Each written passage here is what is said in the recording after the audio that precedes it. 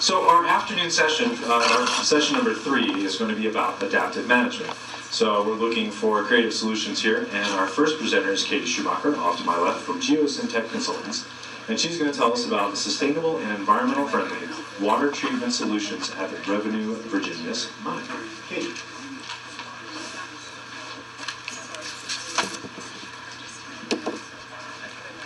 Hello everyone, I'm Katie Schumacher, as he mentioned, and I'm with Geosyntec Consultants. Today I'll be talking about water treatment solutions at the Virginius mine, and I'm here with my colleague Jason Kerstiens, somewhere out there, also from Geosyntec and the project manager of this project.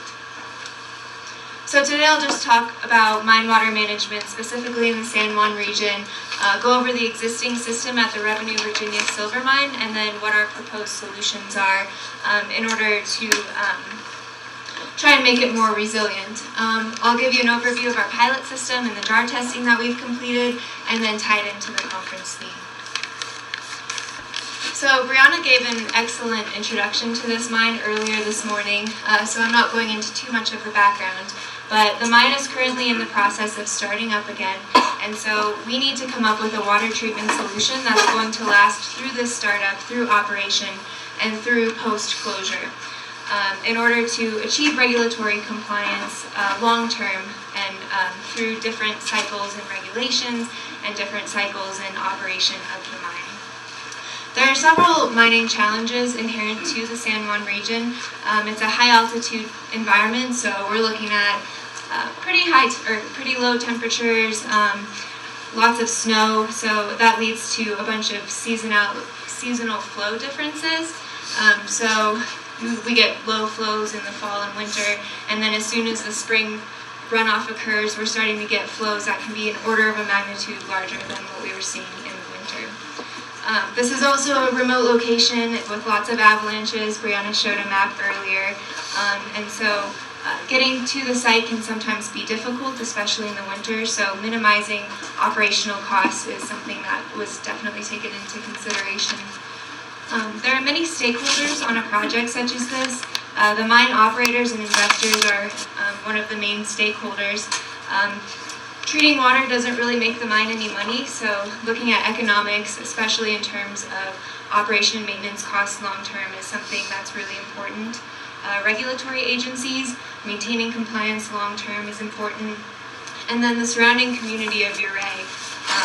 It's a town that's based on a lot of tourism. I'm guilty of taking a Jeep down that road close to the mine, so definitely trying to minimize impact and create an aesthetically pleasing solution that isn't going to deter any tourists from traveling to the area. So in this historically mining impacted area, we need to be able to balance these factors and find the best solutions for the environment, for the surrounding communities, and for mine economics long term. So currently at the mine, this is the existing mine water pond, and it acts as a sedimentation basin.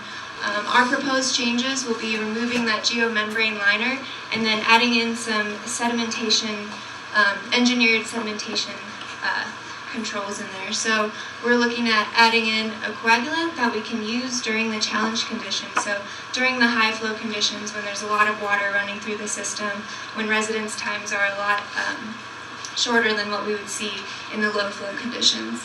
At the end of this mine water pond, we'll also be adding in an aerobic wetland.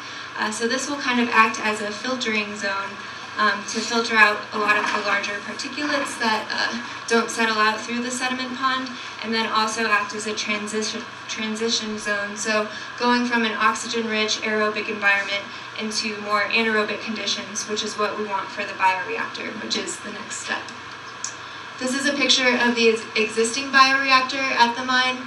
So we'll be expanding this pond and adding in a new bioreactor media to help make the system more resilient. So on the screen is our proposed process flow diagram for the full-scale system. As you can see, water flows from the portal into the mine water pond, which we saw on the screen, and that's where we can have the engineered coagulant addition to help with the challenge conditions. That'll flow into the transitional aerobic wetland, and there will be possibility to add in potential injections such as pH adjustment, organic carbon, or other trace nutrients that will help to keep the bugs happy in terms of upset conditions or long-term challenge conditions at this mine. From the transitional aerobic wetland, it flows into the bioreactor, which is the most robust part of the system, and then it'll flow into an anaerobic wetland followed by a polishing aerobic wetland step before it's discharged into Snaffles Creek. So on the screen are a couple of examples of passive treatment systems, and these are just a few, there are several. These photos, the top one is a sulfate reducing bioreactor, and the bottom is a constructed aerobic wetland. So we'll be using multiple passive treatment technologies through this system, and this is just to kind of give you a brief overview of the mechanisms for contaminant removal. So on the screen is our process flow diagram for our pilot system that has currently been in operation for about 5 weeks now. There are 2 trains, which is important to note. We only have 14 weeks to run this pilot test, so that's not a lot of time to be able to change a lot of conditions. So the first column A, that is the control group, so that'll allow us to just act as a baseline to see what's happening throughout the system before we add in any engineered controls. The second train, we will be able to potentially add in liquid organic carbon or use pH adjustment to be able to tweak the system and figure out what the optimized conditions are for running the system. And we'll use this data for construction on the full-scale system to be able to build that so that we know that it works. This is proof of concept. So you saw in the mine water pond, that's where we'll be potentially adding a coagulant during high flow conditions or upset concentration conditions. So for the jar testing steps, we partnered with Colorado School of Mines, and we used 2 different types of water. We used water representing low flow conditions and water representing high flow conditions. So the upper left picture, that represents the water for high flow conditions. And as you can see, it's pretty turbid. There's a lot of sediment in that water.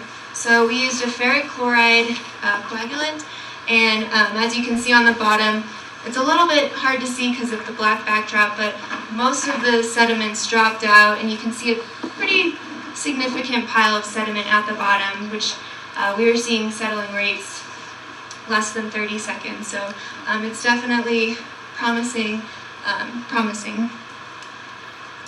So the next 2 slides show a few pictures of our pilot system, and as you can see, the system is underground, so it's a little bit difficult to get photos of the system, especially with all the headlamps and everything. So the first picture on the left is an MRI unit, so it's a prefabricated unit that will allow us to test different coagulant additions or different sedimentation patterns in it.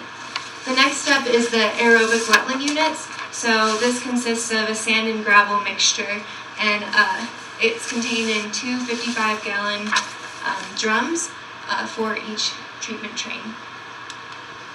The next one is the sulfate reducing bioreactor unit. This is a 3,000-gallon tank about 7 feet deep, and it's filled with a mixture of media. So there's manure in there to act as an inoculant for the bacteria. There is a carbon source, so we use wood chips and hay. There's limestone in there to act as a neutralizing agent, and then there's also gravel in there to help prevent clogging of the system. And finally, the last step is the anaerobic wetland. So this consists of hay, wood chips, and a gravel sand mixture. So this differs a little bit from the aerobic wetland, and there's more organic carbon to allow for depletion of oxygen. So just differing conditions and differing mechanisms. On the screen is an example of a metal removal performance. So we're still in the early stages of collecting data, but this is just one example of dissolved cadmium throughout the system.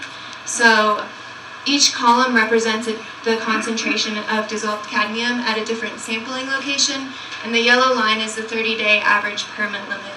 So you can see that there is some cadmium coming in, and you're seeing significant removal after that bioreactor step, which is really promising. And then after the subsequent steps, the anaerobic and aerobic wetlands, it goes to non-detect levels. So there is removal of cadmium throughout the system. So this is just one example of one of the constituents that we're tracking. So this project, a project like this for water management, really does affect the triple bottom line. It affects the economy, it affects mine economics, it affects the society that's near the mine, and it affects the environment. And so trying to develop a solution that best fits within all of these parameters was our main goal. So this passive water treatment solution kind of provides a long-term sustainable water management treatment system, and it minimizes impacts in a recreation area. So we're looking at natural wetlands using natural vegetation that's found in the area. So a lot less impact than you would see with a conventional active treatment system in a building. So we also have this hybrid design to help us manage variable flow. And this kind of leads to system resilience. So we're seeing, if you see differing concentrations, it was mentioned earlier, like we might see different flow rates in the future. So adding in those engineered controls allows us the flexibility to maintain compliance longer term. And this 5-step treatment design has a multiple barrier approach, and so no one mechanism can remove everything. So just having that ability to have multiple mechanisms acting on all the different constituents is a really important feature of this design. So with that, again, I'm Katie Schumacher, and thank you for allowing me to present today to you all, and let me know if you have any questions.